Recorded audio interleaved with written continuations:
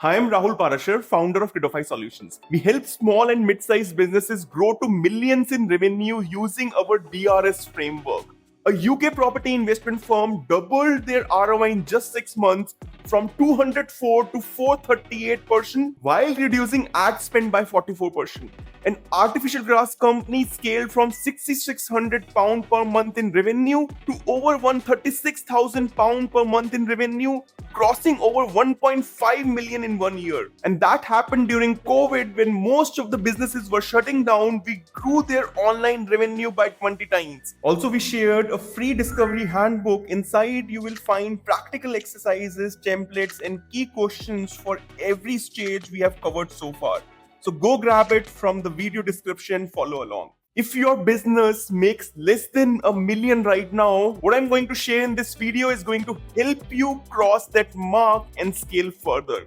So this is part 2 of this DRS framework series. In part 1, we covered the foundation of discovery. We broke down the 3 golden W's, what, who, and why, and showed you how clarity on those fundamentals unlocked sharper messaging, stronger positioning, and a brand that customers choose again and again, and how you can sell the same product and service at 10x the price. So if you have missed the part 1, go back and watch it first, because with the rest of the framework won't stick. So today in the part 2 of DRS, we are going to cover the next stages in the discovery, starting with the first and the most important, which we call marketing discovery. So this is where you not just figure out what you are selling or who you are selling to and why you are selling. So we have covered more about why in the part 1. Make sure you go and watch the part 1 of the video. But here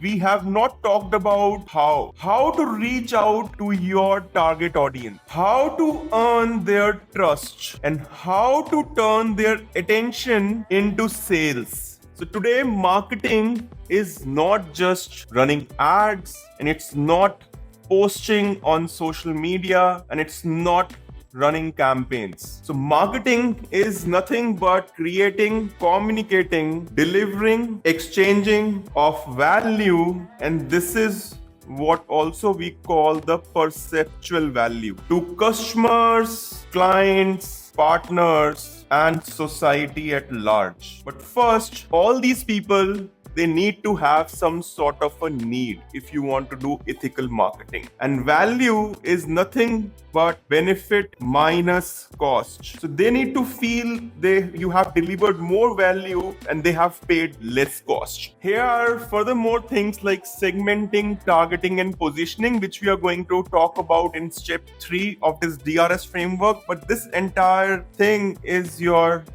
marketing. So here in marketing discovery, you not just figure out the channels that really work for your business, but build systems around them. For example, if you are in B2B, so when we say clients, we say from B2B perspective, and when we say customers, we say from B2C perspective. So in B2B, the LinkedIn might be the ideal channel for you, and for B2C, Instagram and YouTube might be the ideal channel. So marketing discovery is not just about picking a channel.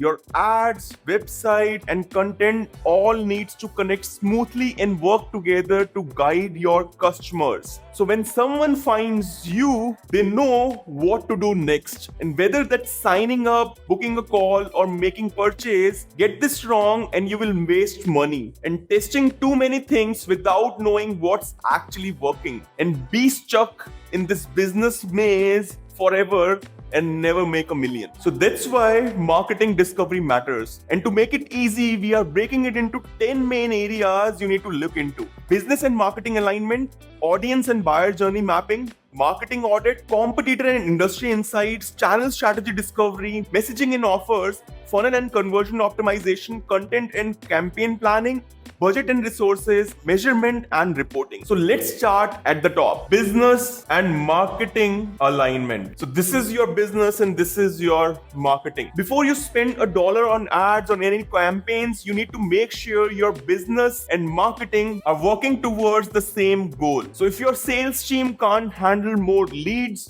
more ads won't help. If your pricing is off, Better traffic won't fix it. If your product isn't a good fit, no amount of marketing will save it. And that's why the first step is asking, what's the real priority right now? Do you need awareness to get traffic? Do you need more leads because sales is ready but underused? Do you need retention because customers are keep leaving? Do you know what are your KPIs? Is this revenue? Is this CAC, which is customer acquisition cost? Is this CLTV, which we call customer lifetime value? And build your marketing around it. Marketing only works when the business model is solid. Then every ad, post, or campaign multiplies the result instead of wasting money. And to make this practical, we have broken it all down inside the free Discovery Handbook. It's packed with exercises, templates, and guided questions to help you identify the right channels, map your audience, and connect your marketing directly to your business goals. Grab it from the description and use it while we go through these 10 areas. It will save hours of trial and error and give you a proven framework you can apply right away. Now your question might be, how do you actually do that? We'll go into how in the next few steps and fully unpack it later in the step 3 of DRS framework. Make sure you're sticking around. So second in marketing discovery is your audience and buyer journey mapping. So once your business and marketing goals are aligned, the next step is understanding audience and how do they buy, where do they spend time, is it LinkedIn, YouTube, Google, or Instagram? Then you need to find how do they discover solutions. Is this via search, referral, or influencers? And then finally, you need to understand what stopped them from buying. Is it unclear pricing, lack of trust, or weak proof? To answer this, you need to map the buyer journey step by step, starting with awareness. How do they discover the problem? Maybe it's Google search or via YouTube. Next is our consideration. How do they compare solution? Is it via review, webinar, or communities like Reddit? Then comes decision. How do they commit? Is it pricing clarity, guarantees, or social proof?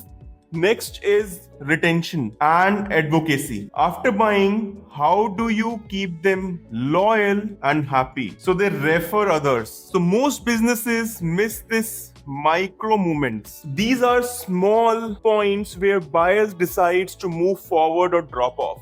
If you can identify these movements in advance, you can design content, offers, or proof that keeps people moving instead of losing them.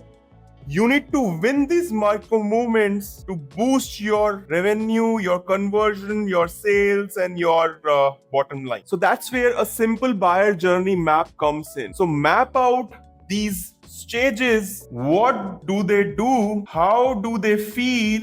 Where do they interact with your brand? And what problems are they facing? And how you can solve those problems by your intervention. Once you see it in paper, it's much easier to spot the gaps and fix them. Tools like Miro, Lucid Chart, or even a simple spreadsheet like the one I'll link below make this easy to visualize. So if you want to know how to build a detailed user persona and a complete buyer journey map, we'll be covering that step later in the step 3 of DRS framework. For now, just focus on the basics. When you map the journey clearly, you stop guessing and start designing around the real customer behavior. And that's the edge most competitors miss. And it's what helps you turn strangers into buyers and buyers into loyal advocates. Before you throw more money at ads, you have got to know what's actually working. So that's where the marketing audit comes into play. So we are going to take a hard look at what channels are already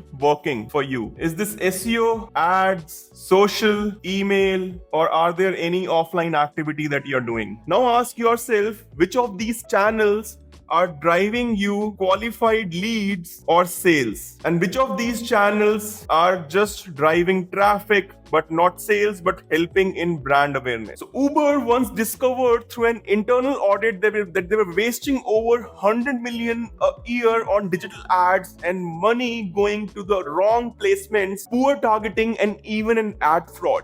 Imagine that one of the most data-driven companies on earth bleeding cash simply because they were not looking closely enough. Once they spotted it, they cut the waste, lowered their acquisition cost, and redirected spend to the channels that actually drove riders and orders. So that's the power of marketing audit. So you look at the failed campaigns. Was it because of the wrong audience? Was it because of the wrong platform that you have chosen? Or was it because of the weak messaging? And you need to double down on what's proven to work instead of repeating mistakes. Because at the end of the day, marketing isn't just about spending more on ads. It's about exchanging value, and audit shows you if that exchange is really happening or not. So fourth in marketing discovery is your competitor and industry insight. So you have to study your competitors. Studying competitor is not about copying them. It's about finding the blind spot, which we also call gaps. So how they are showing up and which platforms and offers are seen to hit. So how are they marketing? So we'll cover that in depth in step 2, and most importantly,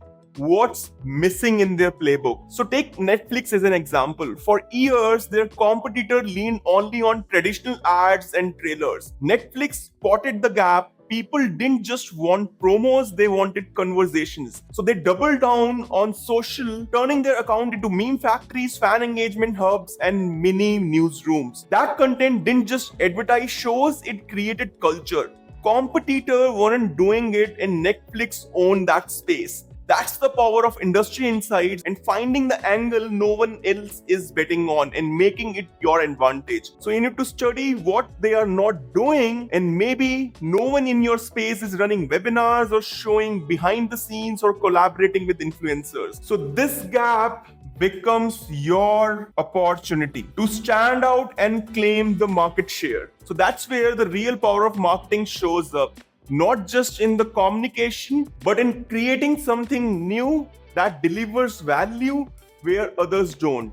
And that comes down to our 5th step, which is channel strategy discovery. Now it's time to decide your playground. And you have got 4 buckets in it. One is paid, and this can range from Google to Meta to LinkedIn to TikTok or Bing. Then comes your organic channel. In this, you have your SEO, your content marketing, PR. So PR would be part of paid, and then you have in organic is your social. Now comes the owned channel. In owned, you have email, SMS, and communities. Then you have your partnerships. In partnerships, you have affiliates, co-marketing, and your referral network. So here is the key. You don't just need them all. The real question is which 2 or 3 of these channels will give you quick wins. So mostly your paid channel might give you quick wins, and then you need to understand which can give you long-term growth. So mostly all of your organic, owned, and partnership will give you long-term growth, because you need to understand these quick wins might be low ROI, and this long-term growth will bring you high ROI. So think like planting a garden. Like your paid channels are your fertilizer, which you're going to spray on your garden to get those quick wins. But they won't last forever. As you might have experienced, Google cost per click and cost per acquisition is keep on rising every year. Now, organic channels are just like planting seeds. So these are slow to grow, but once they take root, they provide shades and fruit for years. And own channel is nothing but your greenhouse. No one can take them away, and you decide what grows there. Partnership is just like trading these seeds with your neighbors, so you both expand your garden without starting from scratch. When you see it this way, the goal is not to plant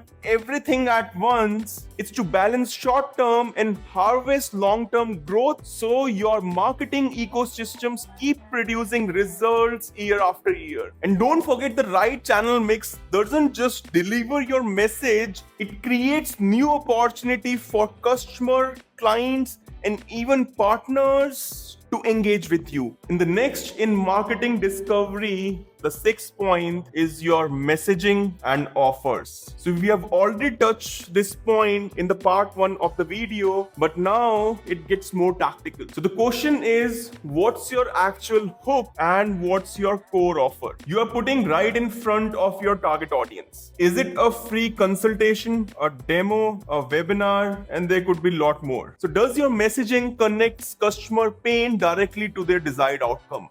So think of it like a bridge. So one side, you have your customer and you need to know what are their pain and what problem that they have. Other side is you, your offer, and the result that they are looking for. And this messaging is your bridge, and it has 3 pillars, and it only works if it's solid, clear, and trustworthy. And you build trust with more testimonials, case studies, and ROI guarantees. So that means you need to kind of call out the pain point in their own language and paint the picture what life looks like after the problem is solved with your result, and back it up with the proof, testimonials, case studies, and ROI. And keep the CTA consistent across all ads and your website and your email so they never get lost along the way. And when you build this bridge properly, your marketing doesn't feel like marketing anymore. It feels like the solution they have been searching for. And when it's consistent at every touch point, it creates a seamless journey that multiplies conversions. At its core, this step is simply about communicating clearly and making sure your message speaks to the right people in the right way. And now the 7th point in the marketing discovery is funnel and conversion optimization. Your funnel is as strong as it's the weakest link. Ask, what does your funnel look like right now? Is it ad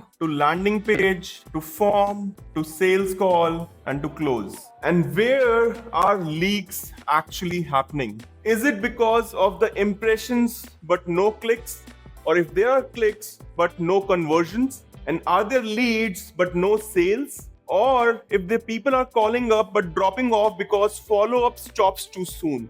Sometimes the difference is tiny. Think about it. If your landing page converts at 2% and you tweak the headline and CTA or the offer so it jumps to 4%, and you literally doubled your leads overnight without spending a single extra dollar. Do you have multiple funnels or different offers for audience? So to solve the leaks, the first thing that you need to see is, do you have retargeting campaigns for all those people who are visiting your landing page but not filling forms? And do you have the nurture campaigns for all those people who have filled the form but have not come on the sales call?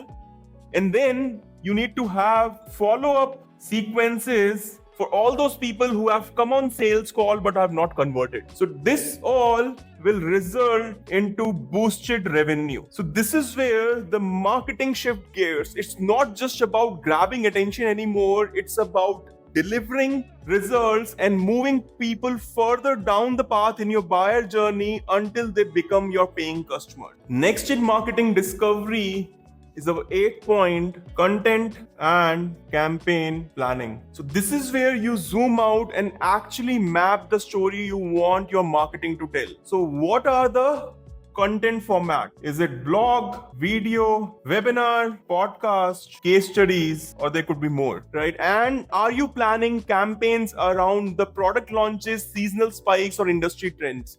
Or are you just reacting week by week? A simple content calendar can turn the chaos into clarity and keep your team ahead instead of scrambling.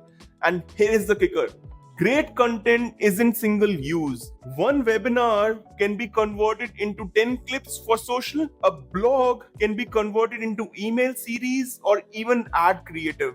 So this is what we call repurposing. It multiplies the impact without multiplying workload. And the big picture isn't just about making content, it's about creating campaigns that keeps your entire marketing engine running, consistent, scalable, and focused. And this takes us to the 9th step of our marketing discovery is your budget and resources, because clarity on your resources is non-negotiable. Ask yourself, what's your current monthly spend? Is this flexible for testing or fixed?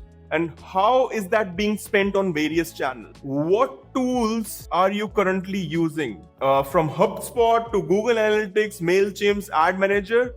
And what's your team size? How much extra lead can you take, and how you can utilize these existing resources efficiently to get most productivity? And without this clarity, even the best strategy stalls in execution. And at the end of the day, your resources will determine how well you actually deliver the promise your marketing makes. And this takes us to the final and the 10th step, which is measurement and reporting. So this is where most businesses drop the ball. You need to define your metrics that matters most to the leadership. Is this revenue or ROAS, which we call return on ad spend, or is this CAC, which is we call customer acquisition cost, or is it CLTV, customer lifetime value, or is it a brand fit for generating more brand awareness? And how do you report all these? Is it weekly, monthly, or quarterly?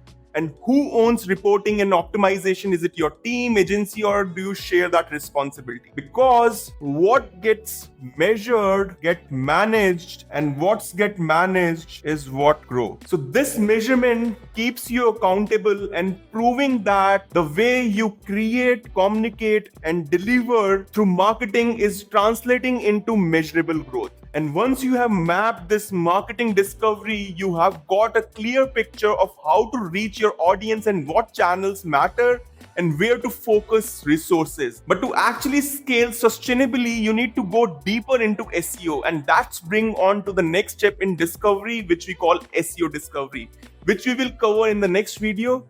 Remember, SEO today isn't just about ranking for keywords. It's about making sure your business shows up wherever your customers are searching. We'll break down the 7 key areas of SEO discovery, from traffic to performance audit to future proofing for AI search. And you will know exactly how to protect your visibility, find new keywords and opportunities, and keep growing as search is moving towards AI. And before you leave, make sure to grab the free Discovery Handbook from the video description. Inside, you will find the exact frameworks, templates, and guided questions our client have used to double ROI, cut wasted ad spend, and scale to millions. It's free, it's practical, and it's your shortcut to apply all of this to your business. And the link is waiting in the description. Go and download it now. If you found this video useful, hit like, drop a comment, and subscribe so you don't miss what's coming next. Stay tuned, and I'll see you in the next one.